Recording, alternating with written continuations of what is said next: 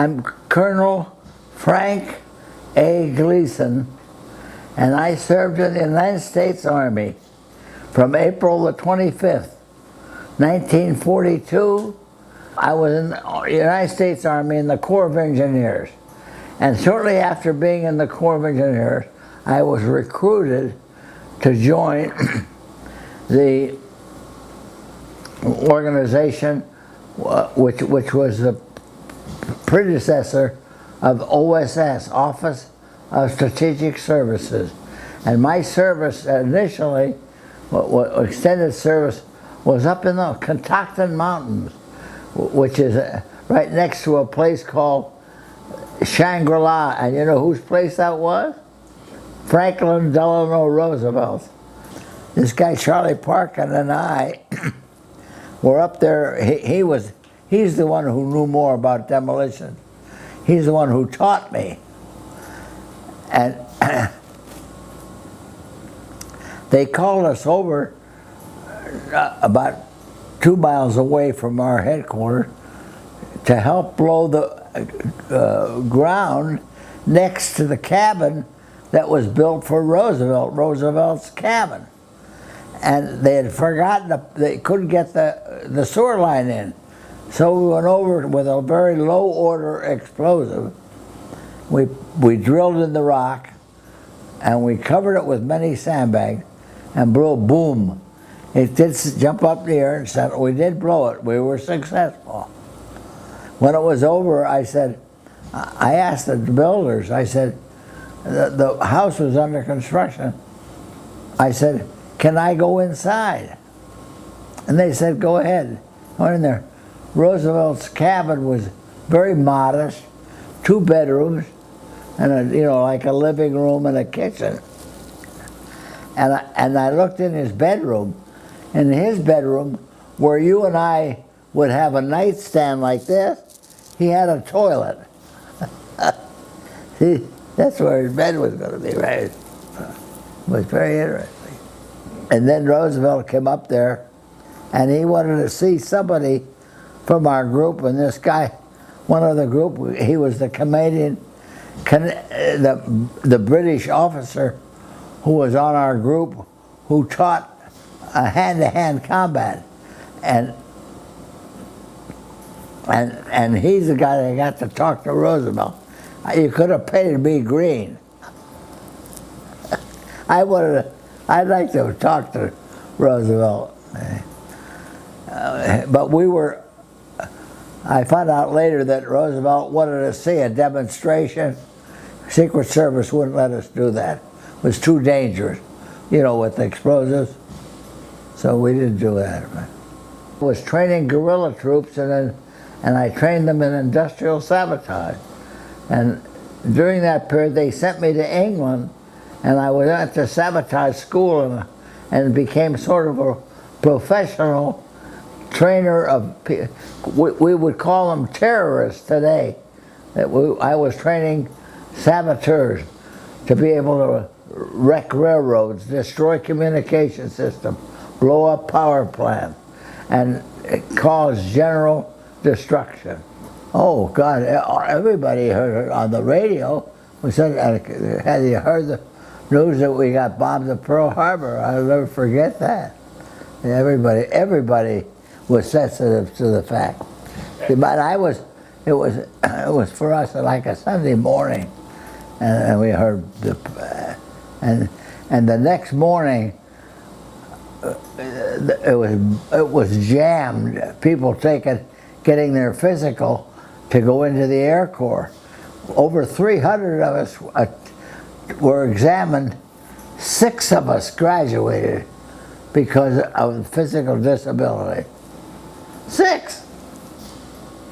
I couldn't believe that. I went home for Christmas, and I went through Penn State, and my ROTC advisor told me, get your commission before you come on active duty.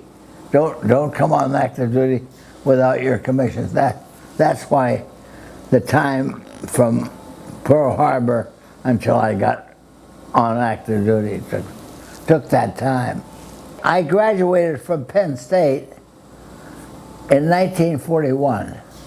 I was commander of the ROTC Engineer Regiment, but I couldn't get commissioned because I wasn't 21. At that time, you had to be 21. So I went to work for International Nickel Company. I'm a chemical engineer, and I was working in Huntington, West Virginia. And I remember after Pearl Harbor, everybody was trying to get on active duty, and I was able to finally, I'd been trying to get my papers through, what they called a certificate of capacity. I was trying to get my papers through, and the people who were head of the military affairs in Charleston, West Virginia, they were out to lunch. I couldn't get them to, I had to take leave from the nickel company and went over to Fort Hays, Ohio, and took my final physical. During that period, having done that for a couple of years up in the mountains there, I was ready to transfer out of the Army and go into Air Corps, and I heard about the guerrilla troops from the Navy, and I was recruited by the United States Navy. I served in the United Navy for 2 years. That's a very unusual Army officer serving in the Navy in China. And our job was, we were in a guerrilla camp set up by Admiral Miles of the United States Navy, Naval Group China, and we trained troops there in industrial sabotage. Later on from there, the OSS and the Navy split. They pulled us out of the Navy, and I was in China, and I went and set up a camp down in southeastern China in a place called Guilin. When we left for China, we left with a bunch of Thailanders, and we left on the Abraham Clark, a Liberty ship, and 87 people with these Thailanders who were to be, we were going to have them parachute in to Thailand with OSS, and we had some Thailanders, we had some British on this ship, a mixed bag of people, and just before we got on the ship, they handed me an envelope, 22 years old, it was in 43, and it says, "You are commander of the troops." I'm a first lieutenant. Took us 87 days on the water. I used to tell people, we would be out in the middle of the Pacific Ocean. I'd say, "How far is land?" "Land is 6 miles away, straight down." Then from Bombay we went up by rail and up the Brahmaputra River by boat too, to a place called Dibrugarh. We landed at Chabwa, but we went to Dibrugarh, and we were there. That's where OSS had a big training camp, Detachment 101. We established this guerrilla camp south of Luoyang, China, which is up in north central China, I would say, and that's where we trained guerrillas there. And the Japanese decided to knock the Air Force, 68th the 14th Air Force, and knock us out of Guilin and a place about 200 miles south of there called Luzhou, China. And I remember that on my birthday, September the 20th, in 1944, I abandoned that mission and got into what they call a delay demolition, of blowing up the bridges to stop the Japanese, which we did. And with my group, I commanded a small group, and we blew over 100 bridges and retreated all the way there and up the road toward Guiyang, China. And when I got up there, I noticed this big field with all these buildings, and I went in full of ammunition. And it would have been available for the Japanese, and they would have been going right on into Kunming and knocked us out of China. So I sent a message to my boss up in Kunming and told him what I found, and asked him for permission to destroy that, which they gave me. So we started out, and I used explosive at first, and it was a mortar ammunition, and the gallon of stuff. I thought, you know how you see in the movies where you take one grenade, you got this big. Well, I set it in the explosion them in 2 or 3 places, but it just went boom up in the air and down. And didn't set it all off at once. I said, "Come on!" And we went in another building, and the explosions went on for an hour or two. So that was full of explosives too, but we were in the aisles and protected. I blew that up, and I said, "Well, we're not going to make it this way." So I got my people, my officers, and we had hired Chinese. We set buildings to every building in this depot, and it went off for, as it turned out, it went off for about 3 days. But when it was going off initially, that evening, it sent a cloud of smoke up, I would say at maybe 200 feet in diameter, and it looked like it was holding up the sky. We found out later that up there where we set up all that ammunition, that we killed a lot of Japanese. From the Chinese to it. We killed a lot. They came into the town, and they went in there among all that, boom, boom. And it went off for 3 days. So while they were searching, they were trying to put the fires out and trying to save the ammunition. They were getting blown up, and we killed a lot of Japs. I got the orders to blow a bridge up at the Yellow River, and that went off. That was the first bridge that I do in China, and we blew about 14 spans out of this bridge, and we were chased by the Japanese for 3 days. Air Corps looking for. We were dressed in Chinese clothes, and with little carts. And they couldn't tell us from one from another, and took us from where we were located about 3 days to get back to Luoyang, and then work our way back to the camp. That was really fast. And then also while we were there, we were able to do some destruction in a steam plant, blow up some of the facilities in the steam plant.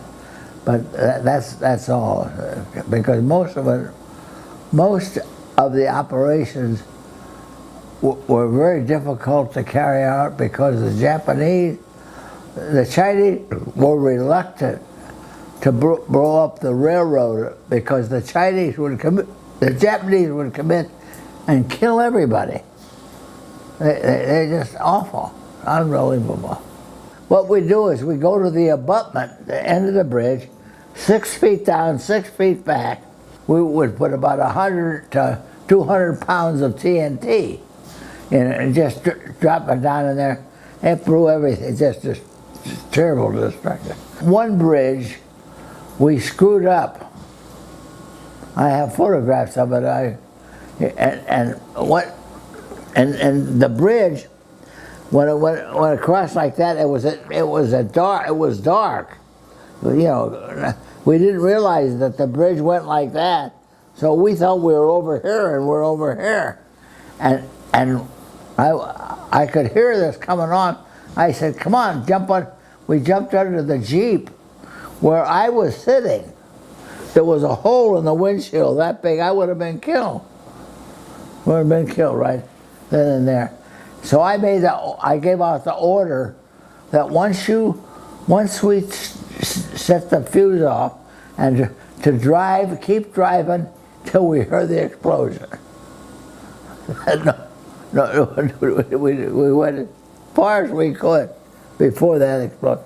We only had little pieces of fuse, time fuse, which was equivalent to about 2 minutes. Or we thought the Japanese would come along the road, we destroyed it. If I thought that we destroyed Japanese, we destroyed the locomotives that were in a tunnel. We destroyed the locomotive in the tunnel. So we really screwed it up, something terrible. Yeah, I wonder, I sure would like to have known, I never did find out, just how did the Japanese take it? We got from the Navy at Luzhou, I got 10 1,000-pound bombs. They were naval mines, and they couldn't use them, and the Japanese would have had access to them. So they gave them to me, I took those. And the first one, I blew it up with electrical cable, 500 feet. Oh, I'll tell you, we were behind the building and the buildings, of course, were just nothing. When that blew up, it was unbelievable. Blew the abutment and two piers, bang, bang.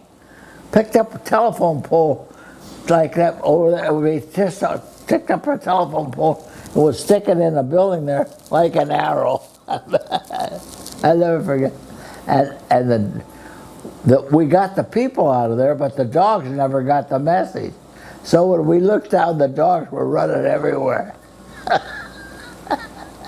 The Japanese who occupied what? They occupied a little over half or 3/4 of China that was pretty well settled, and they'd been in China. The Japanese attacked and started the war against the Chinese in 1937, 38. You hit it 100%. But we're not going to win the war against the Japanese. Our job was to keep as many Japanese in China as possible, which we did. There would be that many less troops available to fight our troops as it was, the Japanese took a lot of soldiers out of China. Oh yeah, even with all our efforts to do that, there's no question about it. Yeah, of course, you know, I just told you I was 24. Can you imagine? See, we weren't scared. We were enjoying ourselves, blowing up things to stop the Japanese. That was incredible. It was really something. All of our pilots who were shot down with the Air Force, the Chinese were paid $1,000 for every pilot they saved. So a lot of our pilots who got shot down by Japanese way up in North China never saw a Jap. Never. They were able to get evacuated from the Japanese occupied land back into our lines, but a Chinese person who saved them, they came into big bucks. My little groups, we had communication with the 14th Air Force, and we were directing the pilots onto the Japanese. We killed a boku number of Japs in that as part of that operation. After it was all over, we reestablished our camp, our guerrilla camps again at Guiyang, And I reported to my boss up in Kunming and went back up there, and I was executive officer for a short period of time. And came back from China. I returned to OSS headquarters in Washington, D.C. I was going to go back to China, but I had torn my cartilage training in parachute jumping. And so I got pulled off orders, and I spent the rest of the time there. OSS, that's a very secret organization, and we had every type of operation in France, and even had people on the general staff of Germany. It was that secret. when we landed in Normandy, you know, from our troops, OSS blew lots of bridges, held up the German army from attacking, and it really helped the situation of our landings tremendously. Unbelievable. We did a lot of delayed demolition and the kind of stuff that I was trained for, and trained people in France and Italy and Yugoslavia. Had a tremendous operation in Yugoslavia. Ones in France were called Jedbirds. They parachuted into France and were with French guerrillas against the Germans. It was an extremely secretive organization. Harry Truman got rid of OSS, and I went back on duty with the Army and the Corps of Engineers at a place called the Engineer Board at Fort Belvoir, Virginia. And there I stayed. I got in the regular Army, and the Army sent me to Harvard University, and I got my master's degree in civil engineering. I've never been scared. We were concerned, naturally. And we were on guard watching everything, but I wasn't scared. But during that demolition, when we were blowing up everything and we were in retreat, our job was to hold up the Japanese, and we were sort of having fun, you know? I mean, it was unbelievable. I was in Washington, D.C. with OSS headquarters, and what I was doing there, I was telling people who were about to go to China, describing them about China and our experiences. It was on the radio. I mean, you know, when it was over, everybody knew that. You know, it was something else. Oh shit! Everybody was thrilled. Sure, absolutely. That was great. Well, I grew up. Come on, you know, we all grew up. I was a young chemical engineer in Huntington, West Virginia. That's where I went instead of coming in the Army. And when the war was over, I had a lot of maturity. I'd been to a lot of places. I'd been to a lot of. I commanded a number of troops. I did a lot of very serious operations, particularly that delayed demolition operation, and with the fact that we stopped the Japs, and we kept the Japs from coming in to China. My little group. It was tremendous. There's an article about me in the Time magazine on about the second week in January of 1945. I was dating the gal I finally married, Eunice. Her name was Eunice Parry, in Huntington. And her father's reading the magazine, and she says, "Eunice, didn't you know a guy by the name of Frank Gleason?" There was an article that's in the paper about me. And Teddy White, a communist, very famous communist, he's the one who wrote the story about it. He said, I was one of the few people that knew what was going on in China. I thought that was great. Of course, I'm very proud of America, and I always, isn't that funny? I really always cherish that red, white, and blue, and that flag and the stars. And when you realize what our country has done to maintain that wonderful flag, no question about it. I love the flag. I lost my brother in World War II, and that one, as a result of his loss, one of the things that I was very difficult, I'm very hard on my troops, of having proper maintenance. You know, to me, they were at Warner Robins. His flight was held up because of his plane, a B-24. They said it was good enough.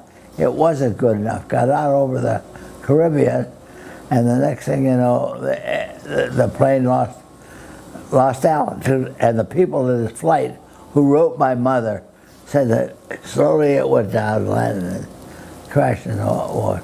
And they couldn't say, they had to maintain radio silence at that time.